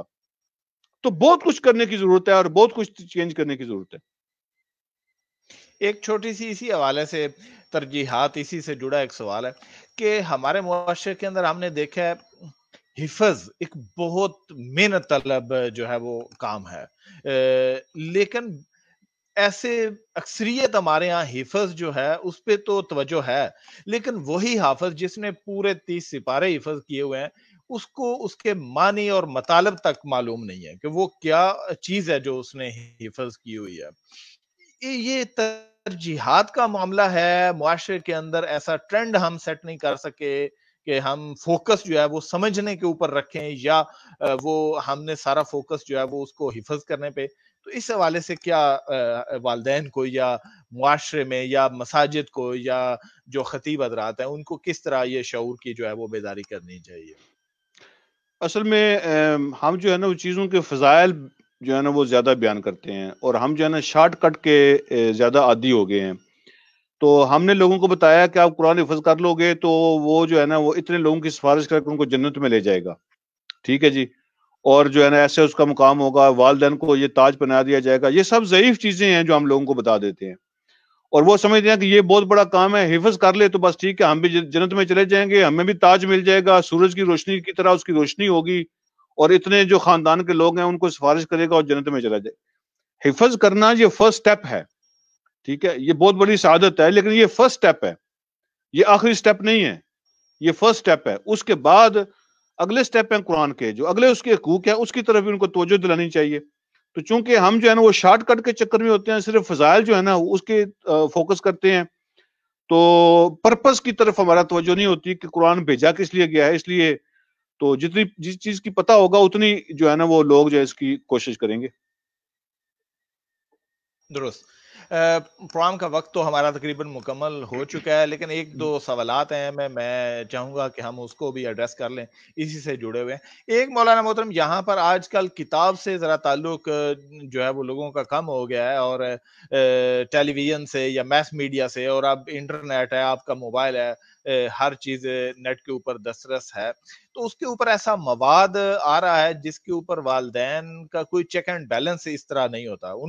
وہی بات ہے کہ وہ بچے کو مصروف رکھنے کے لیے ہم اسے موبائل ٹیبلٹ وغیرہ دے دیتے ہیں، جس سے نیٹ سے وہ ہر چیز سے وہ جڑا ہوا ہے. یا ٹیلی ویژن کے اوپر ایسے وہ کارٹونز دیکھ رہا ہے. کارٹونز اب وہ صرف کارٹون نہیں ہوتے، اس کے اندر ایک پورا کلچر ہے، ایک پورا زندگی کا جو ویژن ہے وہ بھی سکھایا جا رہا ہوتا ہے، اور ہم اس سے بے خبر ہوتے ہیں کہ ہم اپنے بچوں کو صرف مصروفیت کے بہانے کس چیز کو ہم نے وہ دے دیا ہے کہ وہ بچوں کی ذہن سازی کر رہا ہوتا ہے. اس حوالے سے کیا ہمیں ان چیزوں کے اوپر کوئی چیک اینڈ بیلنس رکھنے کی ضرورت ہے؟ اس حوالے سے کیا لاہ عمل اختیار کرنا چاہیے والدین کو؟ جی شکریہ، یہ بھی بہت اچھا اور اہم سوال ہے آج کے حوالے سے. تو گزارش یہ ہے کہ یہ تو ہم کہتے ہیں کہ جو ٹی وی چینلز ہیں انہوں نے ہمارے جو ہے نا بڑے بربادی کی ہے، اور جو سوشل میڈیا اس نے بڑی بربادی کی ہے. لیکن جو ہے نا ہم یہ نہیں سوچتے کہ ہم نے متبادل دینے میں کتنا کردار ادا کیا ہے. نہ تو مسلمان آرگنائزیشن اس پہ سوچ رہی ہیں، نہ کوئی مسلمان تنظیمیں سوچ رہی ہیں، نہ کوئی ادارے اس پہ کام کر رہے ہیں. تو کیا ہم نے متبادل دیا ہے؟ ہم نے کوئی ٹی وی چینل بنائے ہیں؟ اگر کتاب بچے نہیں پڑھتے، اب زمانہ بدل گیا کیونکہ اب کتاب کا زمانہ نہیں رہا، تو اس کا جو نیکسٹ لیول ہے، جو اس کا متبادل ہے، وہ جو ہے ہم نے اس پہ کتنا اس کو کنورٹ کیا ہے. آپ اسی کتاب کو پڑھیں، اس کو پڑھ کے اس میں سے جو چیپٹر ہیں اس کی ویڈیو بنا دیں، اس کے کلپس بنا دیں. ٹھیک ہے، اس کی کوئی ایسی چیزیں بنا دیں بچوں کے حوالے سے. آپ نے اسلامی کارٹون بنائے ہیں تو کیا آپ نے اسلامک چینل کھولے ہیں تو بچوں کی دلچسپی کے لیے کوئی اسلامی پروگرام موجود ہیں، متبادل موجود ہیں کہ بچوں کو کہیں کہ وہ نہ دیکھو یہ دیکھ لو؟ تو کیا کیا ہے؟ تو اس والے سے کام کرنا پڑے گا. ٹھیک ہے، صرف خواہش کرنے سے چیزیں نہیں بدلیں گی، بلکہ قربانی دینی پڑے گی اور پیسے لگانے پڑیں گے اور کام کرنا پڑے گا، متبادل پرووائڈ کرنا پڑے گا. جیسے زمانہ بدلتا ہے نا ویسے کام کرنا پڑے گا. تو وقت ختم چونکہ ہو رہا ہے تو لیکن میں آپ سے درخواست کروں گا کہ میں نے ایک دو جو کرٹیکل جو پوائنٹس ہیں نا وہ میں نے آپ سے شیئر کرنے ہیں. اگر آپ مجھے اجازت دیں تو میں 2-3 جملے اس میں صرف کہوں گا کہ جی جی گھروں کے جی جی اندر جاری رکھیں. گھروں کے اندر بچوں کی تربیت کے حوالے سے جو ایک بہت بڑی رکاوٹ ہے نا، وہ میاں اور بیوی کا 2 ڈفرنٹ ڈائریکشن کے اندر جانا ہے. ٹھیک ہے، ہمارے گھروں کے اندر ایک جنگ شروع ہوتی ہے. اب بیوی کی کوشش یہ ہے کہ بچے میرے ساتھ لگ جائیں اور خاوند کی کوشش یہ ہے کہ بچے میرے ساتھ لگ جائیں. اب یہ مورچہ گھر کے اندر لگا ہوا ہے اور اس کا نقصان جو ہے نا الٹرنیٹیولی وہ بچوں کا ہو رہا ہے. تو یہ جو گھر کے اندر فوجیں شروع ہم نے مورچے لگائے ہوئے ہیں نا کہ اپنی اپنی ڈائریکشن ہے، تو یہ اصل میں تباہی کا جو ہے نا وہ وجہ بن رہی ہے. ہماری چھوٹی چھوٹی چیزوں کی وجہ سے ناراضگیاں ہوتی ہیں اور چھوٹی چھوٹی چیزوں کی وجہ سے اختلافات پیدا ہوتے ہیں، پھر وہ بڑھ جاتے ہیں. ہم ان کو حل کرنے کے بجائے ان پہ تیل ڈالتے ہیں اور وہ بڑھ جاتے ہیں. اور پھر ہسبینڈ اور وائف جو ہیں وہ 2 الگ الگ مورچوں پہ بیٹھ جاتے ہیں اور پوری نسل جو ہے نا وہ برباد ہو جاتی ہے. تو بچوں کی تربیت کے لیے ماں اور باپ کی ڈائریکشن کا سیم ہونا ضروری ہے. اپنے اختلافات کو کم کریں، اپنی لڑائیوں کو کم کریں. بچوں کی تربیت کی خاطر جو ہے نا وہ یہ چیزیں جو ہے نا ان کو ختم کرنا پڑے گا. یہ ایک میں آپ سے گزارش کرنا چاہتا تھا. دوسری جو گزارش کرنا چاہتا تھا وہ یہ ہے کہ اللہ معاف فرمائے ہمارے گھروں کے اندر یہ جو جاہلیت کا کلچر ہے نا وہ سٹل موجود ہے کہ بیٹوں اور بیٹیوں کے اندر ہم تفریق کرتے ہیں. مثلاً بیٹے جو ہوتے ہیں ان کو بہت زیادہ پریفرنس ہوتی ہے، بہت ترجیح دیتے ہیں اور ان کو پیار کرنا، ان کو ملنا، ان کو اپریشیٹ کرنا، لوگوں کے سامنے ان کی تعریفیں کرنا، وہ سب کچھ کرتے ہیں. لیکن بیٹیوں کے حوالے سے ہم ان کو اگنور کرتے ہیں اور ان کو سمجھتے ہیں کہ ان کا وہ حق ہے ہی نہیں ہے یا ان کا لیول جو ہے نا وہ بہت نیچے ہوتا ہے. تو یہ ظلم ہے حدیث کے مطابق. ٹھیک ہے، نبی علیہ الصلوۃ والسلام کی مجلس میں ایک صحابی موجود تھے تو ان کا چھوٹا بیٹا دوڑتا ہوا آ گیا. تو جب صحابی کا بیٹا آیا نا تو اس نے اس کو بوسہ دیا اور اس کو اپنی ران کے اوپر بٹھا لیا. تھوڑی دیر کے بعد اس کی بیٹی آ گئی تو اس صحابی نے جو ہے نا وہ بیٹی کے سر پہ ہاتھ پھیرا، اس کو نیچے زمین پہ بٹھا دیا. تو نبی علیہ الصلوۃ والسلام نے ارشاد فرمایا کہ اس کو تم نے دوسری ران پہ کیوں نہیں بٹھایا؟ تو حضور علیہ الصلوۃ والسلام کا غصہ دیکھا تو صحابی نے اپنی بیٹی کو اٹھا کر پھر دوسری ران پہ بٹھا لیا. آپ نے فرمایا الآن عدلتا، اب تو نے انصاف کیا ہے، انصاف اب ہوا ہے. ٹھیک ہے، تو یہ جو نا انصافی اور ظلم ہے نا ہمارے گھروں کے اندر، اس کی وجہ سے بھی تربیت ہم نہیں کر پا رہے، گھر کا ماحول نہیں بن رہا. تو یہ جو چیزیں ہوتی ہیں ان کو بھی ختم کرنے کی ضرورت ہے. بیٹیوں کو بھی اگنور نہ کریں، ان کو بھی اپریشیٹ کریں. میں آپ کو بتانا چاہتا ہوں کہ کہیں پر بھی آپ 10 بیٹے پال لیں، ان کی تربیت کر لیں، ان کو اچھی تعلیم دے دیں، ان کی اچھی شادیاں کر دیں، کہیں پر بھی نبی علیہ الصلوۃ والسلام نے جنت کی خوشخبری نہیں سنائی ہے.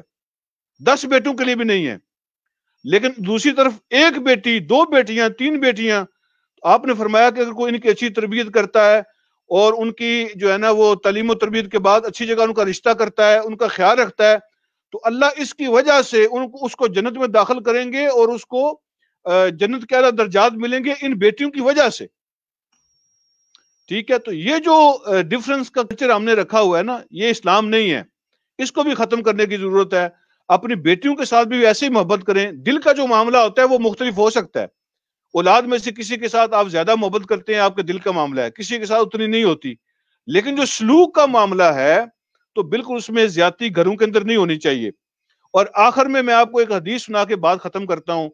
یہ بہت سینسٹیو ہے. ماں باپ ہونا یہ کوئی چھوٹی بات نہیں ہے، یہ بڑا سینسٹیو مسئلہ ہے. آپ کوشش فرمائیں کہ اس ذمہ داری کو پورا کریں. نبی علیہ الصلوۃ والسلام کا فرمان ہے، آپ نے ارشاد فرمایا ہے کہ جس کے ذمے کوئی ذمہ داری لگ گئی، ٹھیک، جس کے ذمے اللہ پاک نے اپنی مخلوق میں سے کوئی ذمہ داری لگا دی، ٹھیک ہے، وہ 1 بچے کے ہو، 2 کا ہو، 4 کا ہو، 6 کا ہو، یا کوئی ذمہ دار ہو کسی بھی اور کام کا، لیکن اس نے اپنی ذمہ داری کے اندر خیانت کی، اللہ تعالیٰ اس پر جنت کو حرام کر دیں گے. جنت اس پہ حرام ہو جائے گی. یہ بخاری اور مسلم کی حدیث ہے.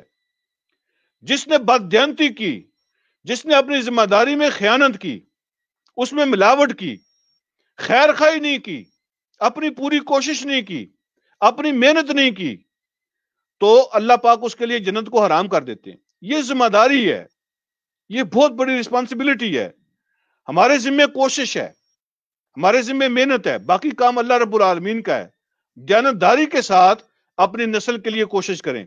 اور میں آخری بات کروں گا کہ ایک ہوتا ہے میری اور آپ کی کوشش، ہمارے بچے اس کو فیل کر سکتے ہیں، وہ ناکام ہو سکتی ہے. ایک ہوتا ہے ہمارا ان کے لیے دعا کرنا اللہ رب العالمین سے، وہ کبھی ناکام نہیں ہو سکتی، اس کو وہ کبھی فیل نہیں کر سکتے. اپنے بچوں کے لیے خصوصی دعائیں کیا کریں. دعا آپ کب کریں گے، کیسے کریں گے؟ جب آپ دعا کے قابل ہی نہیں ہیں. تو ماں باپ کو پہلے اپنے آپ کو دعا کے قابل بنانا پڑے گا. اپنے آپ کو پہلے مسلمان بنائیں، دعا کے قابل بنائیں، اپنے بچوں کے لیے دعا کریں. وہ کبھی فیل نہیں ہو سکتی کیونکہ وہ اللہ کا کام ہے، وہ کبھی فیل نہیں ہوگا. اللہ ہم سب کو توفیق عطا فرمائے. بہت شکریہ. ایک آخری سوال مولانا، پھر اس کے ساتھ ہی ہم اپنے پروگرام کا اختتام کریں گے. اپنے بچوں کے ساتھ وقت گزارنا یہ کتنا اہم ہے؟ ہم یہاں پہ آئے ہیں، یقیناً ہم مادی وسائل کو حاصل کرنے کے لیے، اپنی معاشی استحکام کے لیے آئے ہیں، لیکن اسی تگ و دو میں ہم اپنے بچوں کو بھول جاتے ہیں. ان کے ساتھ وقت گزارنا، اپنے ساتھ اٹیچمنٹ، وہ ہم نہیں کر پاتے. یہ بچوں کے اوپر کتنے منفی اثرات جو ہے وہ ڈالتی ہے. اس میں آیا ہم عدم توازن کا شکار ہے، خاص کر جو پہلی جنریشن یہاں پر آتی ہے. جی بالکل، واقعتاً یہ عدم توازن ہے، اس میں کوئی شک والی بات نہیں ہے. ٹھیک ہے نا. ہم نے یہ سمجھا ہماری ذمہ داری بچوں کو پیسے اکٹھے کر کے دینا ہے، تو ہم پیسے کمانے والی مشین بن گئے ہیں. ٹھیک ہے. ہمیں نہیں پتا ہمارے بچے جب کھانا کھاتے ہیں تو کیسے کھاتے ہیں، سیدھے ہاتھ سے کھاتے ہیں، الٹے ہاتھ سے کھاتے ہیں، بسم اللہ پڑھتے ہیں یا نہیں پڑھتے. ہمیں نہیں پتا کہ وہ جب ٹوائلٹ جاتے ہیں کھڑے ہو کے پیشاب کرتے ہیں، بیٹھ کے کرتے ہیں، کیسے جاتے ہیں. ٹھیک ہے. ہمیں نہیں پتا جب وہ کوئی مہمان کسی سے ملتے ہیں، گھر میں کوئی بندہ آتا ہے تو کیسے بیہیو کرتے ہیں، ہمیں نہیں پتا. تو یہ ساری چیزیں کب پتہ چلیں گی؟ جب ہم بچوں کے ساتھ وقت گزاریں گے، ان کے ساتھ جب کھانا نہیں کھائیں گے. میں تو یہ کہتا ہوں، ہو سکتا ہے یہ ذرا سخت بات ہو، میں تو یہ کہتا ہوں کہ جو پیرنٹس 24 گھنٹوں میں ایک دفعہ اپنے بچوں کے ساتھ بیٹھ کے کھانا بھی نہیں کھا سکتے، اس کو حق ہی نہیں پہنچتا کہ وہ اولاد پالے، وہ ماں باپ بنے، ان کو یہ حق ہی نہیں پہنچتا. اللہ تعالیٰ ان کو یہ نعمت عطا فرمائے. اتنی نہ قدری، اتنی نہ شکری کہ اگر وہ 24 گھنٹوں میں ایک کھانا بھی اپنے بچوں کے ساتھ بیٹھ کے نہیں کھا سکتے تو پھر وہ کیا کریں گے؟ تو ان کو تو ماں باپ ہونا ہی نہیں چاہیے. تو جب آپ اپنی بچوں کی خرابیوں کا، غلطیوں کا، کمزوریوں کا، کوتاہیوں کا پتہ تب چلے گا جب آپ ان کو وقت دیں گے. ان کو وقت نہیں دیں گے تو آپ کو اندازہ ہی نہیں ہوگا کہ کیا خرابیاں پیدا ہو رہی ہیں اور کہاں ہو رہی ہیں. مختصر یہی ہے. بہت شکریہ. جی پروفیسر امتیاز صاحب توجہ دلا رہے ہیں کہ وقت کی پابندی کرنی چاہیے. انشاءاللہ ہم کوشش کریں گے کہ 1 گھنٹے کا پروگرام ہے اور ہم اس کو وقت کے اندر ہی مکمل کیا کریں. موضوع بہت طویل تھا، اس حوالے سے بہت سی چیزیں جو ہیں وہ شاید وہ جو ہے وہ رہ جاتی، اس لیے ہماری کوشش تھی ہم میکسیمم زیادہ سے زیادہ چیزوں کو ڈیل کر سکیں. تو بہت شکریہ سب کا جو ہے. آج کے پروگرام کا ہمارا جو لب لباب یہ ہے کہ والدین کو ان معاشروں کے اندر رول ماڈل بننا پڑے گا، انہیں پہلے دین کو خود سیکھنا پڑے گا، گھر کے اندر ایسا ماحول دینا پڑے گا، پھر وہ نظریات اپنے بچوں کو وقت دینا پڑے گا. صرف مادیت پرستی اور مادی ضروریات فراہم کرنے سے بچوں کی جو فکری تربیت ہے وہ محال ہے اور مشکل ہے، اور اس کے اندر جو ہے وہ ایک خلا رہ جاتا ہے. بعد میں یہی خلا جو ہے وہ بچوں کی بغاوت پر جو ہے وہ منتج ہوتا ہے. اس لیے ہمیں اس حوالے سے اپنے جو ترجیحات ہیں ان کو ابھی سے درست کرنا ہوگا. اگر ہمیں اپنے اس احساسے کی سب سے قیمتی احساسے کی حفاظت کرنا چاہتے ہیں اور اس کو اپنے سوچ کے مطابق بنانا چاہتے ہیں تو ہمیں اس کے لیے اتنا وقت بھی دینا ہوگا، اتنی اس کی کیئر بھی کرنی ہوگی. تمام ناظرین جو ہمارے ساتھ جڑے رہے، جنہوں نے اپنے سوالات ہمیں بھیجے، ہم سب کے مشکور ہیں. یہ ایک فکری تربیت کا پروگرام ہے، اس حوالے سے آپ کے مسائل کا پروگرام ہے. یقیناً جن لوگوں نے اس کو شیئر کیا ہے اور ایسے لوگوں تک اس پروگرام کو पहुंचाने का ज़रिया बने हैं, जिनकी दस्तरस शायद नहीं थी या जिनके मसाइल का हम हल यहाँ पे पेश कर सके हैं, तो यकीनन इस कार खैर में उनका हिस्सा है। अल्लाह ताला सबको इस कार खैर में जो है वो सबको शरीक करे और सबको जो है इसका बेहतरीन अजर अता फरमाए। मौलाना मोहतरम ने बहुत मुदल्लल अंदाज में हमारे सवालात मसाइल का जो है वो हल पेश किया। अल्लाह ताला हम सबको जो है वो अपनी हिफ्ज़-ओ-मान में रखे। हमारे अगला प्रोग्राम जो है वो सुन्नत इब्राहीमी की अदायगी जो है वो इन मुआशरों के अंदर कुर्बानी के मसाइल हैं। बहुत सारे लोग हैं, वो उनको बहुत सारे मसाइल हैं कि आया वो कुर्बानी यहाँ पर करें या पाकिस्तान में करें, या जो गोश्त की तकसीम है उसकी तकसीम यहाँ पर जो गरीबों और यतीमों और मस्कीनों का हिस्सा है उसको कैसे तकसीम करें। गैर मुस्लिम हमसायों को जो है वो गोश्त की तकसीम, उस हवाले से फ़िकी मसाइल हैं। इनके ऊपर हम बात करेंगे, चूँकि ईद कुर्बान जो है वो बिल्कुल करीब आ पहुँची है, तो अगला हमारा जो प्रोग्राम का मौज़ू है वो सुन्नत इब्राहीमी की अदायगी और उस हवाले से मसाइल, फ़ज़ाइल और जो भी हमारा लाएअमल है उस पे बात होगी। आप सब नाज़रीन का बहुत शुक्रिया। अल्लाह ताला सबको अपने हिफ्ज़-ओ-मान में रखे और सबके लिए आसानियाँ पैदा फरमाए। इजाज़त दीजिएगा अपने मेज़बान ताहिर फ़ारूक वड़ैच को और हमारे मेहमान मौलाना मोहम्मद इकबाल साहब को। इंशाअल्लाह अगली इतवार जो है वो इसी वक़्त शाम 5 बजे जो है वो हमारी मुलाकात होगी। आप सबका बहुत शुक्रिया। अल्लाह हाफ़िज़।